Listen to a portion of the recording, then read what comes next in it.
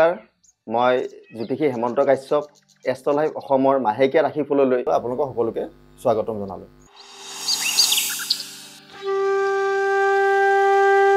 মই নৱেম্বৰ মাহৰ ৰাশিফলৰ ৰাশিসমূহৰ ফলদানৰ বিষয়ে আৰু তাৰ লগতে এই মাহটোত এটাকৈ পূৰ্ণিমা আৰু অমাৱস্যাৰ সকলো বিষয়ে মই আপোনালোকৰ মাজত আজি কৈ যাম।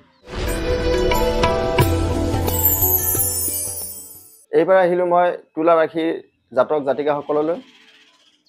তুলা ৰাশিৰ জাতক জাতিকাৰ এই মাহত সন্তানৰ ক্ষেত্ৰত যথেষ্ট কষ্ট দেখা পাই আছোঁ।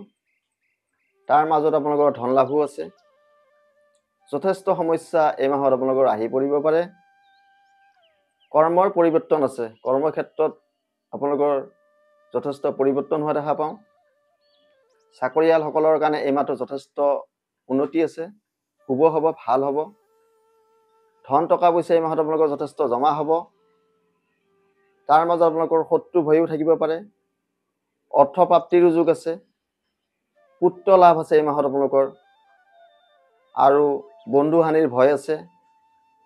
নানা ক্ষেত্ৰত আপোনালোকে হতাশা হ'ব। বিদ্যাত হানি হ'ব পাৰে এই মাহত, কিন্তু আমোদ প্ৰমোদৰ লাভ আছে। আৰু এই মাহত আপোনালোকৰ মনোবেঞ্চনাপূৰ্ণ হ'ব। আকস্মিক দুৰ্ঘটনা আহিব পাৰে এই মাহত, তো সাৱধান থকাটো আপোনালোকৰ যথেষ্ট ভাল। নানা বিপদৰ পৰা ভয় আহিব পাৰে, তো এই মাহত আপোনালোকে যথেষ্ট সতৰ্ক হৈ চলিব। এই মাহত এটা পূৰ্ণিমা আৰু এটা অমাৱস্যা আছে।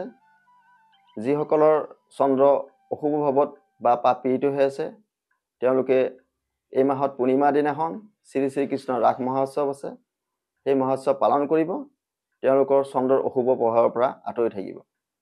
আৰু যিসকলৰ শনিৰ অশুভ প্ৰভাৱ আছে বা শনি পাপ পীড়িত হৈ আছে বা শনি বেয়া ঘৰত বহি আছে, সেইসকল জাতক জাতিকাই যদি অমাৱস্যাত শ্ৰী শ্ৰী কালীমন্দিৰ দৰ্শন কৰে, তেওঁলোকৰ বাবে শনি শুভদায়ক হ'ব। ধন্যবাদ। মই হেমন্ত কাশ্যপে এষ্ট্ৰ লাইভ অসমৰ মাহেকীয়া ৰাশিফলৰ এই অনুষ্ঠানৰ পৰা বিদায় মাগিছোঁ।